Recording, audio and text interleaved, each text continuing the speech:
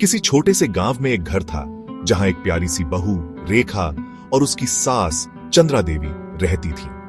रेखा शादी के बाद इस घर में आई थी और उसे उम्मीद थी कि यहाँ का माहौल बहुत आरामदायक होगा, लेकिन सास बहू के रिश्ते अक्सर थोड़े तनावपूर्ण होते हैं और यही कुछ रेखा को भी महसूस हो रहा था। रेखा एक स्मार्ट और मेहनती लड़की थी। उसे घर के कामों में अच्छी रुचि थी, लेकिन जब उसने देखा कि उसकी सास घर के हर काम में सबसे आगे रहती है तो वह थोड़ी चिढ़ी। चंद्रा देवी को घर के हर कोने की सफाई, बर्तन धोने और खाना बनाने में कोई कमी नहीं दिखती थी।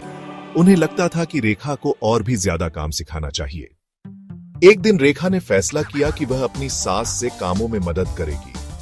उसने चंद्रा देवी से कहा, मां, आज मैं बर्तन धोऊंगी, आप आराम करें। चंद्रा देवी ने हल्का सा मुस्कुराते हुए कहा, क्या तुम सच में बर्तन धो सकती हो? तुम्हें तो लगता था कि यह काम बहुत आसान है। रेखा थोड़ी झुंझलाहट के साथ बर्तन धोने लगी, लेकिन जैसे ही वह बर्तन धोने लगी, उसे एहसास हुआ कि यह कितना समय और मेहनत लेता है।